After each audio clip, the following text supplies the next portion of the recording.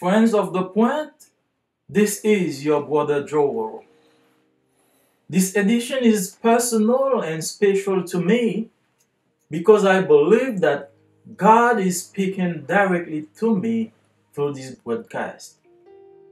As I watched the news about COVID-19, as I worked with many people infected with the virus, as I watched the lives of many people dear and close to me taken away by the wrath of this plague, I was overwhelmed. I was devastated and tormented to the point that I could not sleep. This is when the Lord revealed His word to me through this verse found in Philippians chapter 4, verse 7. And the peace of God, which surpasses all understanding, will keep your hearts and your mind in Jesus Christ. Amen. As our world faces COVID-19, many are tempted to worry and despair. While we take precaution to protect ourselves from the virus contamination, we are forced to isolate ourselves physically in order to limit the spread of the disease. Physical isolation does not come without consequences. Problems of conflict in the home are exacerbated, and violence are at greater risk when they take shelter, when the victims take shelter in the same place with their abusers. Suicide rates in some communities have jumped, and many people mourn the loss of loved ones. Others face loss of jobs, economic chaos, etc. This leads us to understand that we do not just have a pandemic of illness, but also a pandemic of fear, worry, and anxiety. Yet, the Word of God is not silent on any of these issues. The Word of God reveals its powerful truth to us so we can face even the most dreadful circumstances on earth. We serve a faithful God, and whatever the situation today, He works behind the scenes in our favor.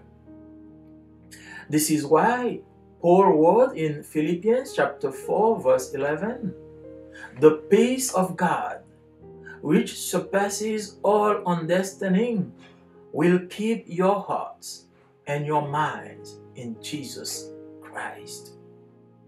God promises His peace to His children who fail to grasp or understand the tragedies to which they are exposed, who are likely to falter to the valley of the shadow of death, or who fear to collapse under the weight of the suffering, the weight of sadness and loneliness. The world is now in the valley of the shadow of death.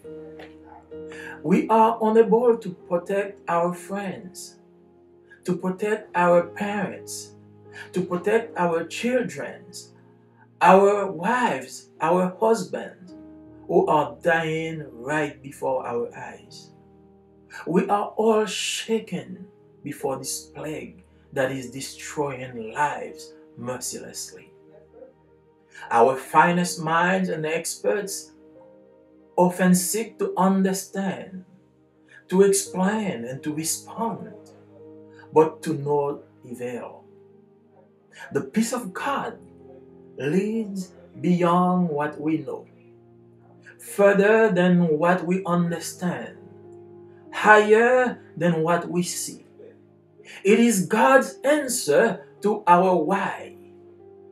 From endless despair, inconsolable sadness, and insurmountable wounds, the peace of God, which surpasses all understanding, takes us away from all these trials and sorrow in our present towards Jesus Christ, who promised in John chapter 14, verse 27, I leave you peace.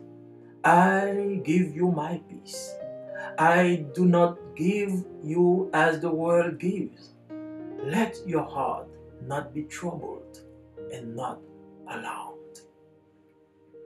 Paul was not a stranger to problems and worries.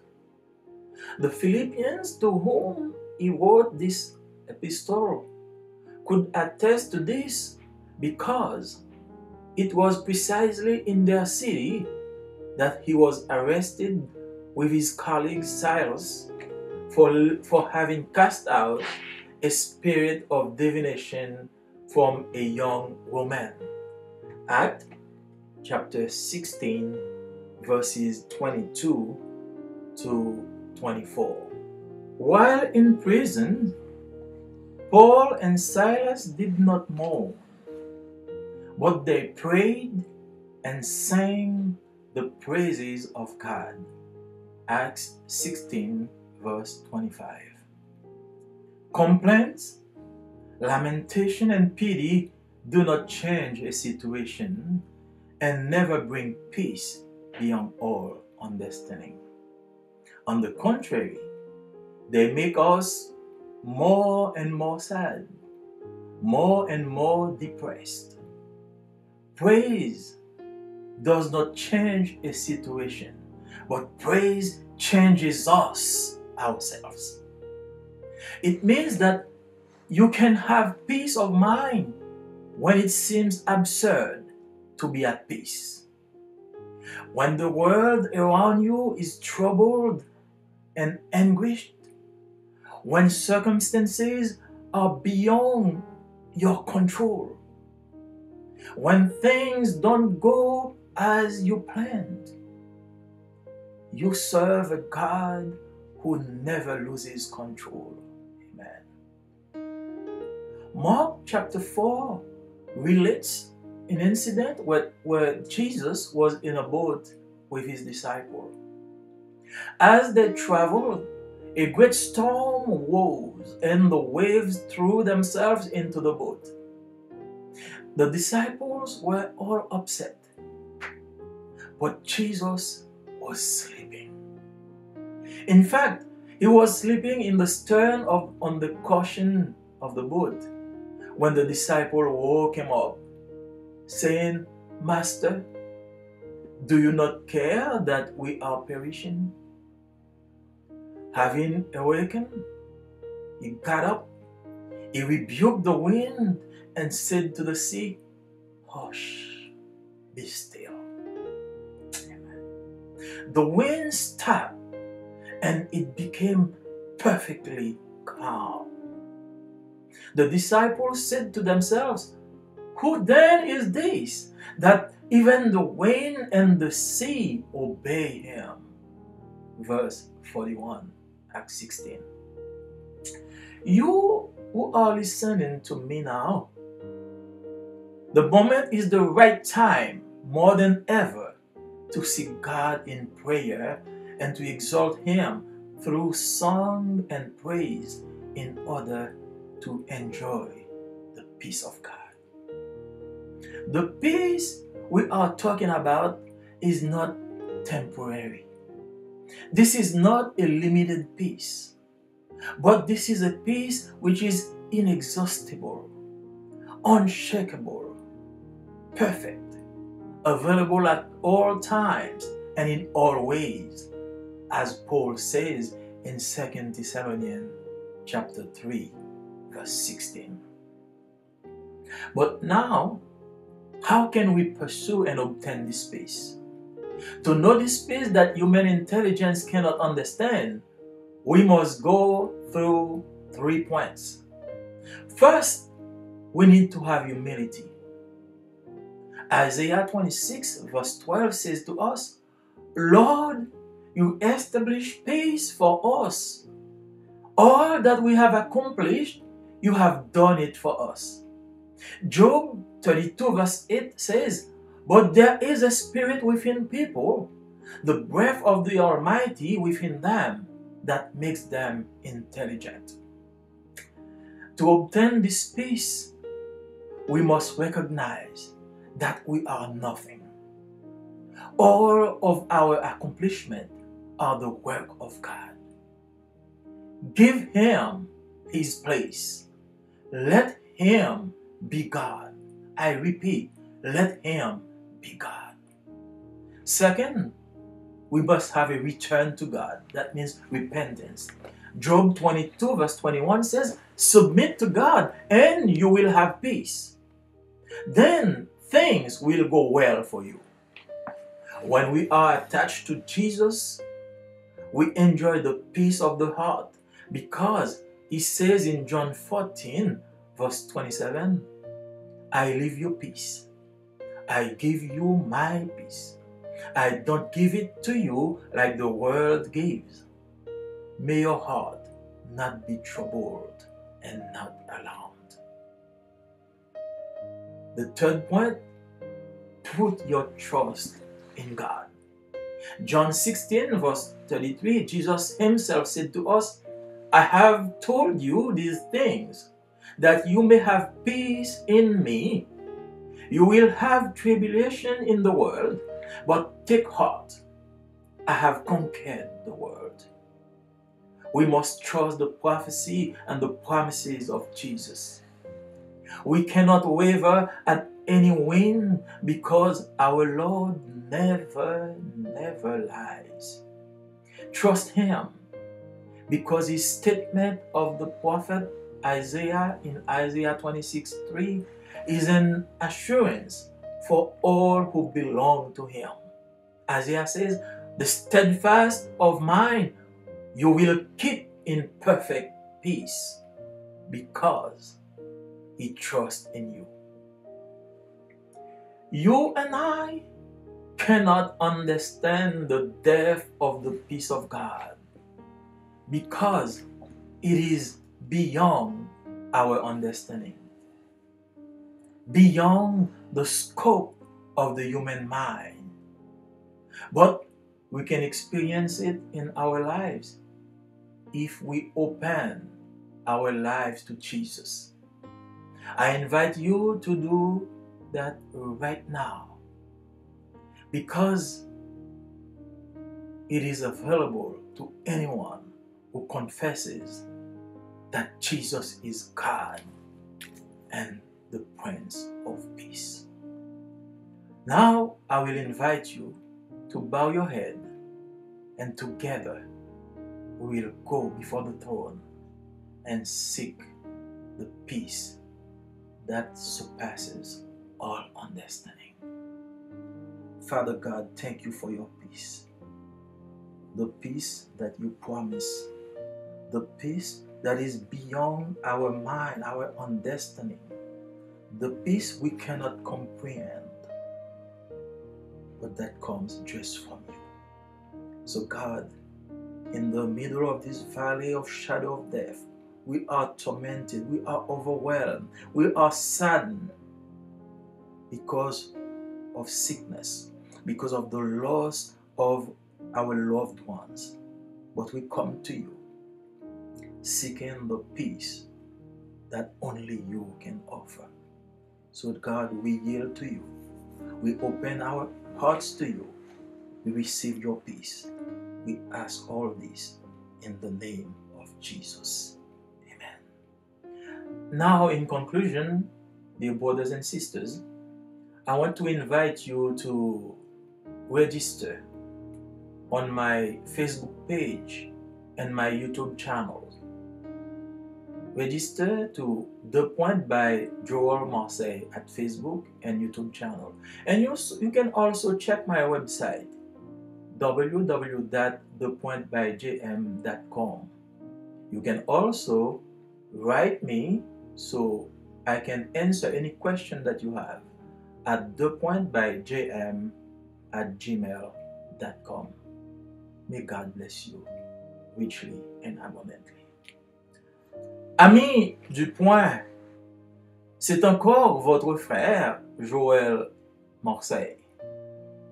Cette édition est personnelle et spéciale pour moi car je crois que Dieu m'a parlé directement à travers cette émission. Tandis que je regardais les nouvelles sur le COVID-19, tandis que je travaillais avec de nombreuses personnes infectées par le virus, tandis que je regardais la vie de nombreuses personnes chères et très proches à moi, emportées par la colère de cette peste violente, j'étais accablé, j'étais dévasté et tourmenté au point que je ne pouvais pas dormir. C'est alors que le Seigneur me révélait sa parole à travers ce verset trouvé dans l'épître de Paul aux Philippiens, le chapitre 4 et le verset 7. Et la paix de Dieu, qui surpasse toute intelligence, gardera vos cœurs et vos pensées en Jésus-Christ. La paix de Dieu, qui surpasse toute intelligence, garde vos cœurs et vos pensées en Jésus-Christ. Alors que notre monde fait face au COVID-19, beaucoup sont tentés de s'inquiéter et de désespérer.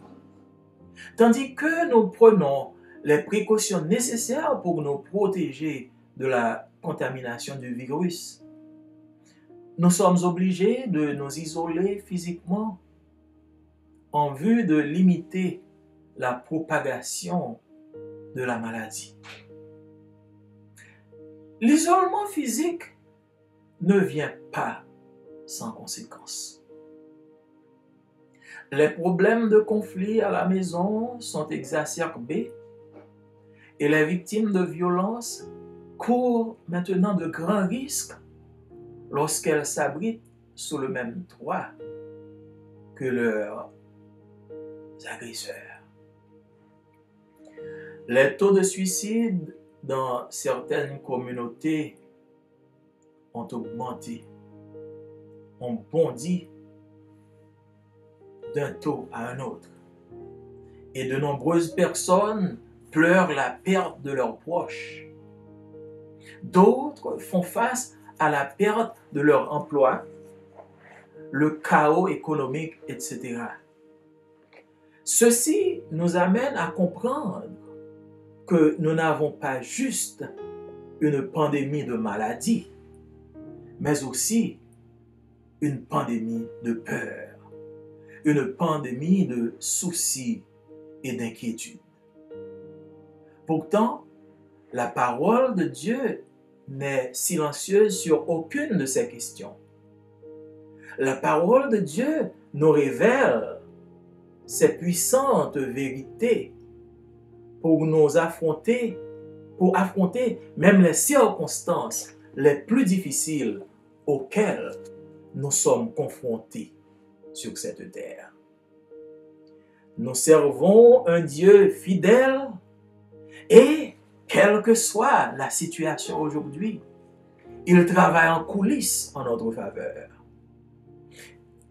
C'est pourquoi Paul écrit dans Philippiens, le chapitre 4, le verset 7, « La paix de Dieu qui surpasse toute intelligence gardera vos cœurs et vos pensées en Jésus-Christ. » Dieu promet sa paix à ses enfants qui n'arrivent pas à saisir ou à comprendre les drames auxquels ils sont exposés, qui risquent de chanceler dans la vallée de l'ombre de la mort, ou encore qui craignent de s'effondrer sous le poids de la souffrance, sous le poids de la tristesse et de la peur. Le monde est à présent au sein de la vallée de l'ombre de la mort. Nous sommes incapables de protéger nos amis, nos enfants, nos parents, nos femmes, nos maris qui meurt sous nos yeux. Nous frémissons tous devant ce fléau qui enlève des vies impitoyablement. Nos plus belles intelligences cherchent souvent de comprendre, d'expliquer et de répondre, mais en vain. La parole de Dieu conduit, alléluia, au-delà de ce que nous savons, plus loin que ce que nous comprenons, plus haut que ce que nous voyons. Elle est la réponse de Dieu à nos pourquoi, du désespoir interminable, de la tristesse inconsolable et de la blessure incicatrisable. La paix de Dieu qui surpasse toute intelligence nous éloigne de toutes ces épreuves et de ce chagrin dans notre présent vers Jésus-Christ qui promet dans Jean chapitre 14 verset 27 « Je vous laisse la paix, je vous donne ma paix, je ne vous donne pas comme le monde donne, que votre cœur ne se trouble point et ne s'alarme point. » Paul n'était pas étranger aux problèmes et aux soucis. Les Philippiens auxquels il écrivait l'épître pouvaient l'attester, car c'est justement dans leur ville qu'il a été arrêté avec son collègue Silas pour avoir chassé un esprit de divination d'une jeune femme. Actes, chapitre 16, versets 22 à 24. Étant en prison, Paul et Silas ne gémissaient pas, mais ils priaient et chantaient les louanges de Dieu. Actes 16, verset 25. Des plaintes et des lamentations et de la pitié ne changent rien à une situation et n'amènent jamais la paix qui surpasse toute intelligence. Au contraire, elles nous rendent de plus en plus tristes et de plus en plus déprimés. La louange ne change pas une situation, mais la louange nous change nous-mêmes. Cela veut dire que vous pouvez avoir la paix du cœur alors qu'il semble absurde d'être en paix. Quand le monde autour de vous est troublé et dans l'angoisse, quand les circonstances de la vie échappent à votre contrôle, quand les choses ne se passent pas comme vous l'aviez prévu, vous servez un Dieu qui ne perd jamais contrôle. Marc, chapitre 4, raconte un incident où Jésus se trouvait dans une barque avec ses disciples.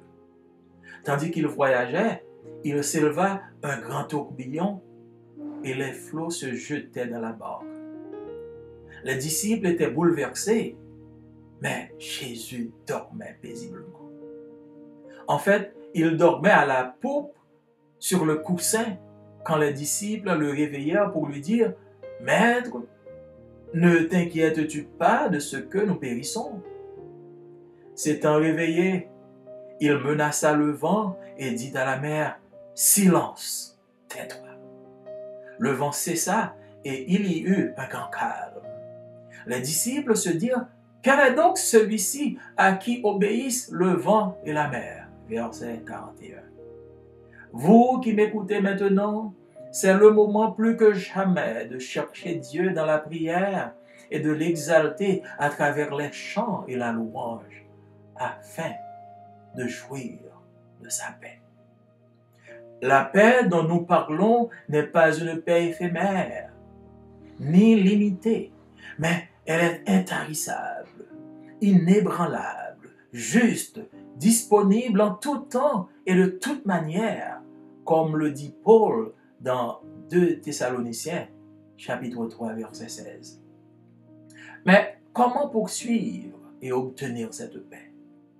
Pour connaître cette paix que l'intelligence humaine ne peut comprendre, il faut passer par 3 points. D'abord, il faut de l'humilité. Ésaïe 26, verset 12 nous dit « Éternel, tu nous donnes la paix, car tout ce que nous faisons, c'est toi qui l'accomplis en nous. » Job 32, verset 8 nous dit « L'esprit est bien en l'homme, mais c'est l'inspiration du Tout-Puissant qui les rend intelligents. » Il les rend intelligents. Pour obtenir cette paix, il faut reconnaître que nous ne sommes rien. Tous nos accomplissements sont l'œuvre de Dieu. donnez-lui sa place. Qu'il soit Dieu. Deuxièmement, il faut un retour à Dieu, retour à la repentance. Job 22, verset 21 nous dit, Dieu, tu nous donnes la paix. Quand on est attaché à Jésus, on jouit de la paix du cœur. Car il dit dans Jean 14, verset 27, je vous laisse la paix, je vous donne ma paix. Je ne vous la donne pas comme le monde donne. Que votre cœur ne se trouble point et ne s'alarme point. Mettre sa confiance en Dieu, c'est le troisième point. Jean 16, 33 nous dit, Jésus lui-même nous dit, je vous ai dit ces choses afin que vous ayez la paix en moi. Vous aurez des tribulations dans le monde, mais prenez courage. J'ai vaincu le monde. Nous devons faire confiance à la prophétie et aux promesses de Dieu. Nous ne pouvons pas vaciller à tout vent, car notre Seigneur ne ment jamais. Faites-lui confiance. Car cette déclaration du prophète Ésaïe, dans Ésaïe chapitre 26, verset 3, est une assurance pour tous ceux qui lui appartiennent. Ésaïe nous dit, à celui qui est ferme dans ses sentiments, tu assures la paix. La paix, parce qu'il se confie en toi. Vous et moi ne pouvons pas comprendre la profondeur de la paix de Dieu, parce qu'elle est au-delà de notre compréhension, au-delà de la portée de l'esprit humain. Mais nous pouvons en faire l'expérience dans nos vies si nous ouvrons nos vies à Jésus. Je vous invite à le faire dès maintenant, car il est accessible à tout et à toutes qui confessent que Jésus est Dieu et Prince de paix. Et maintenant, je vais vous inviter à ouvrir vos cœurs, à courber vos fronts. Et nous allons aller devant le trône de Dieu pour lui demander cette paix. Cette paix que toi et moi ne pouvons pas comprendre, mais qui est au-delà de notre esprit et qui est disponible à nous tous, si vraiment nous la cherchons de tout nos cœurs. Dieu trois fois saint, Dieu de grâce et de bonté, merci pour cette promesse. Merci pour cette assurance de paix. Alors que nous sommes troublés, alors que nous sommes tous dans cette vallée de l'ombre de la mort nous couvre.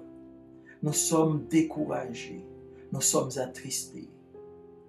Et nous levons nos yeux vers toi pour chercher la paix que toi tu donnes. Cette paix est au-delà de notre compréhension. Mais par la foi, nous l'acceptons.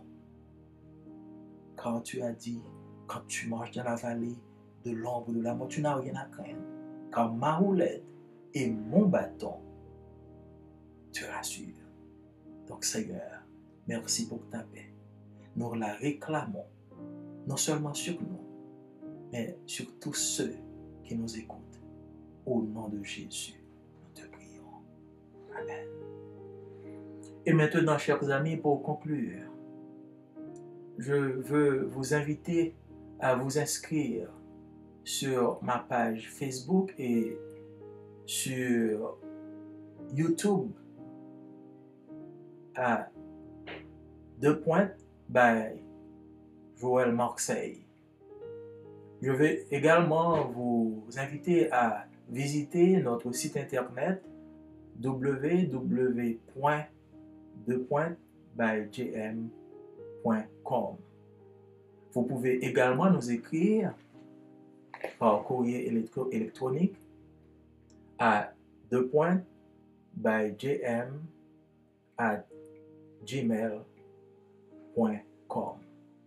Entre-temps, je vous souhaite du courage et je vous souhaite de la paix au nom de Jésus.